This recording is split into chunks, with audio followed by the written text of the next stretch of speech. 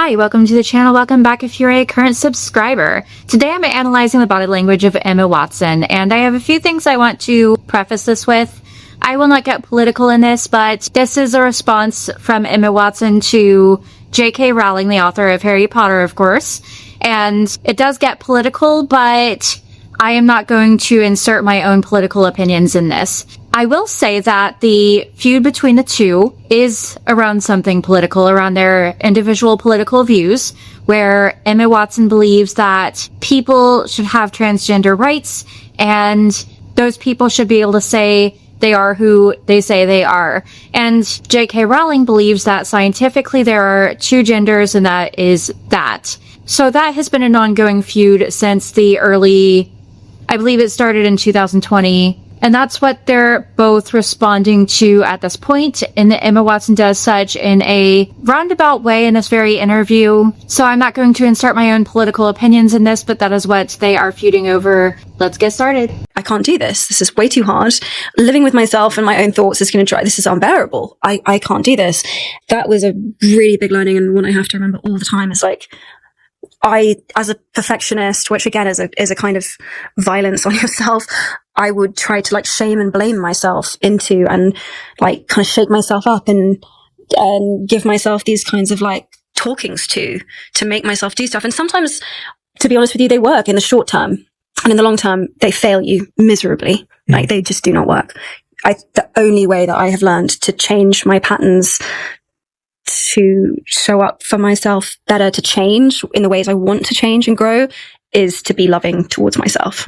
So a few things I want to point out here to start with. Verbally, what we hear is a lot of I and me, and that's what I want you to really pick up on throughout this if you haven't already, is that a lot of this, so much of this, an unnatural amount of this is her saying I and me. And this is not to verbally tear down Emma Watson, that is not the point of this video, but non-verbally, she says a lot with her eyebrows, and I believe everybody sees this. There's a lot going on with eyebrow flashing and glabella furrowing, the muscles there between your eyebrows, a ton going on, and forehead creasing. She's a very social person, which makes a lot of sense. She's an actress who was in the Harry Potter series, also in Beauty and the Beast, and in many other projects.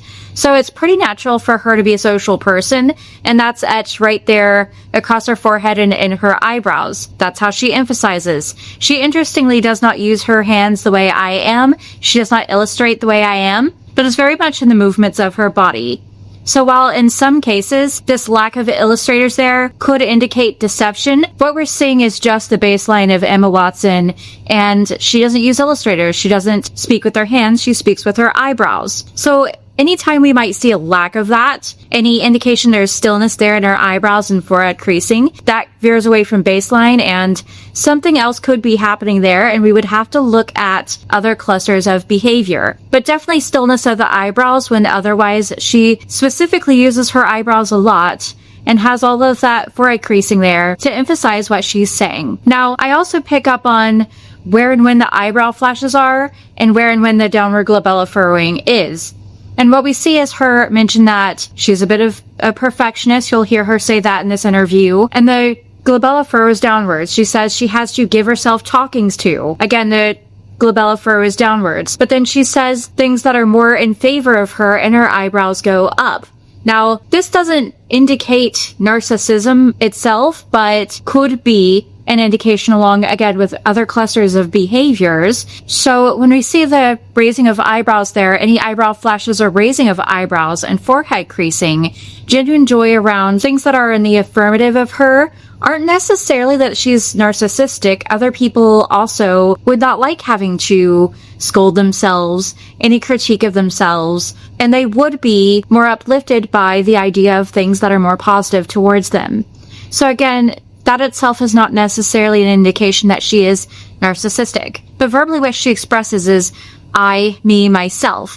Now this podcast, this interview on this podcast is about her, so we would not expect her to say a lot about everybody else because this is her perspective on the podcast about her. However, normally we would hear some things about somebody else, our, we, those words don't seem to be in her vocabulary in this podcast. And again, that's not to verbally tear her down. It's just what I am observing, what I'm listening for. And there's a lot of I's and me's in this, and how she feels and what she does. And then there's this slight referential shift there where she says, when it comes to something that's more in critique of herself, that's a violence against yourself. She doesn't take ownership fully of that. That was a violence against myself. So there's a bit of aversion verbally there. She doesn't seem in favor of that. And again, that would mostly be understandable for a lot of people because that's not a great thing to take in. That's not a great thing to accept. Violence against yourself, and doesn't itself indicate narcissism, but is something that adds to all of the other verbal and nonverbal cues that she entirely thinks a lot of herself and might feel a bit grandiose and might feel it's unfavorable for anything to be against her. It can have such an impact on you. Yeah. Did you want to, speaking about love, did you want to share is it the practice that you went through recently? Is that what you... Oh, the ring. Yeah, the ring. Yeah. Oh my God, that's sweet of you to remember I mentioned that. Yeah. I guess having gone through this Odyssey, which has been the last, 7 years, I was like, okay, I kind of feel like I've got to a place, and this will continue forever, where I want to celebrate where I ended up after I kind of left land, it felt like. And I did a ritual just a day of celebrating with my friends and chosen family, and they each bought me this ring which has 22 petals on it, and each of them bought one. And I've just never owned anything so valuable in my life, because to me it represents the life that I've built, which was the one that I really wanted, which was one that was made up of community and my roots and faith and trust. And in some funny way, it signals to me that even though I have no outward signs of my success, save for this crazy one-woman play I've written, I don't even have my degree yet. It signals to me that, for me, I achieved what I wanted to achieve for myself. There's some subtle jaw shifting when she says that she went through this Odyssey. This indicates some discomfort, perhaps, and her chin goes down a bit, protecting that vulnerable part of her body. Perhaps a bit of shame and discomfort around saying that there was this Odyssey she went through. And again, she continues to verbally label everything. It's entirely about her. And a lot of what she starts to describe in this moment is what her friends can do for her, which does indicate a bit of her valuing transactional relationships. Is that verbally what she's expressing is that her friends do things for her. And she's going to continue on to say that what she values is what her friends can do for her. But she notes there that she went through this Odyssey, and there's a bit of discomfort there, as perhaps she feels some absurdity around saying that she left the ground. She says she left the land, and this Odyssey she took, and a bit of absurdity as she perhaps knows that this sounds ridiculous, that she's uncomfortable with that subtle jaw shift, her glabella furrowing there, and then her chin going down. This cluster of behaviors that she feels a bit of skepticism even around her going through this Odyssey, and she doesn't fully own this and take pride in this, even though she's describing this to Jay Shetty. Wow. So that's pretty cool. I love that every time I look down at my finger, I can see all of the faces of the people who bought it for me. Mm. You're amazing at holding space. You're so kind. The amount of people who've probably sat in this chair and been as emotional as I have, and you don't turn away. It's amazing. It's easy with you. That's very kind. Thank you. It's really easy because it's really heartfelt, and you shared so much of me before today and today that I felt like you created that space for me to sit with you before today and today. Wow. What makes a real friend? So you said you had 22. Before she gets into what she describes as friendship, I do want to note that moment there that seemed pretty almost cinematic. Now, again, she's an actress, so some parts of this interview I'd expect to see her acting skills at play. And I very much believe that we saw that here, as well as a bit of charm that not only uncomfortable, a bit unnatural, as she attempted to tell Jay Shetty that he holds space real well. Again, this transaction of what he has done for her, and then pointing the attention back towards her, saying that when someone gets as emotional as her, We're not seeing tears, although her pupils go upwards as if she's attempting to hold tears back. But we're not seeing real tears. She doesn't seem wildly emotional. There's just some downward glabella furrowing here and there, and some scrunching of the lips that might indicate some emotions there, but don't fully go into the physiology of what we would expect to see in an emotional person. Verbally, what she's expressing seems to be this compliment to Jay Shetty. You hold space real well. But again, the attention's fully on herself verbally there, even as she says that, with when people get as emotional as me. Her focus is on how she's feeling in the moment, not necessarily fully on what he's doing, but what he's doing for her as she is feeling things. So again, just some indications there of perhaps narcissism. This is not something that's completely strange, completely out of the norm for an average person who doesn't have a personality disorder, but it also could very well indicate, along with all of the I's and me's and indications that her relationships are perhaps transactional, all point towards her perhaps having narcissistic personality disorder. 22? 22, yeah. 22 friends. 22. What defines a good friend for you? Oh my God. For me, I've never killed anyone in my life and I have no intention of killing anyone. But like, it's the person who you can call when you're like, that would help you carry the dead body across the floor. You know what I mean?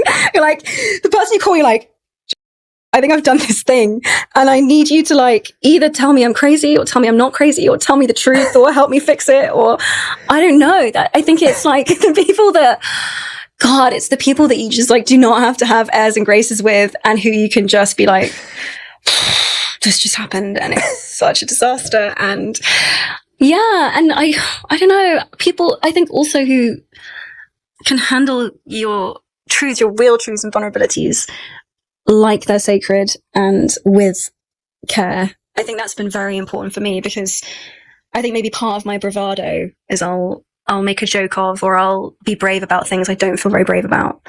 And it takes someone who knows me quite well to go, she's making a joke about this. Yeah, she's like actually dying inside. And I kind of know that. A lot of what I've also noticed is that eyebrow flashes appear around the significance of faith, belief, bravery. So perhaps those emotional words, those more emotional words, lead her to believe that she is behaving emotionally around Jay Shetty, and she's certainly talking about her feelings a lot in this interview. So perhaps that is making her feel as if she's more emotional than what is typical, but again, she's more focused on herself and inward and how she's feeling. Is interesting, and also explains why she feels that she was being more emotional than what outwardly and non-verbally we would observe. Then as she's discussing friends perhaps that would help her cover up a crime, as she describes, she has not committed a crime, but if she had, someone who would be there for her. Her head goes back, creating some distance between herself and Jay Shetty. There's some aversion there that would be entirely understandable as she's describing something that would be very unfavorable. She describes these relationships as transactional, what they could do for her, what they would feel about her and see in her, that she's holding it together, that she committed this crime and did something bad and they would help her cover it up.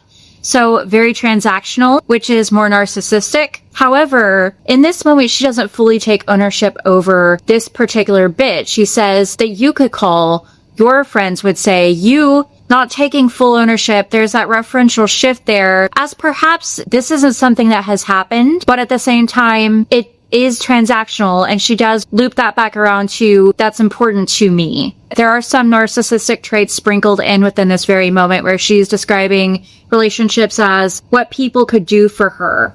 And I've lived there, so that resonated very strongly. I think that was one of the other gifts, actually, of getting to a point where, because I used to be this like, I'm so tough and independent and I can do anything person. And being at the point where I was like, I actually think I'm like not okay. And my body forcing me to ask other people for help was the biggest gift of my life, because it brought me so much closer to other people. And I learned that not only is it not a burden, it's genuinely, a privilege and a gift sometimes to have someone ask you that question, or like be honest about the ways that they need you. And it's crazy how long it takes for these things. Yeah, absolutely. Yeah. You've done so much inner work and self-work, and I'm wondering what's the work you've been avoiding?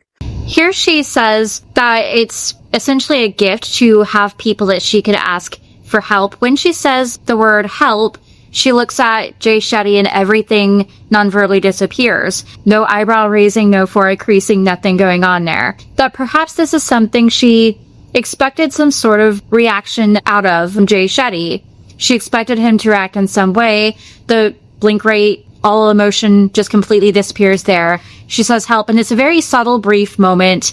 And then she goes on to describe that she felt like a burden, that she didn't want to feel like a burden. She doesn't verbally express that, but that's generally what she's trying to convey here, is that she figured she would be a burden on people if she asked for help. And again, when she says burden, she looks directly at Jay Shetty. There's that moment there where she's waiting on him to react in some manner, which is interesting. I would expect some aversion to that. There's some discomfort around her thinking that she was strong and then not being perhaps as strong as she felt she was.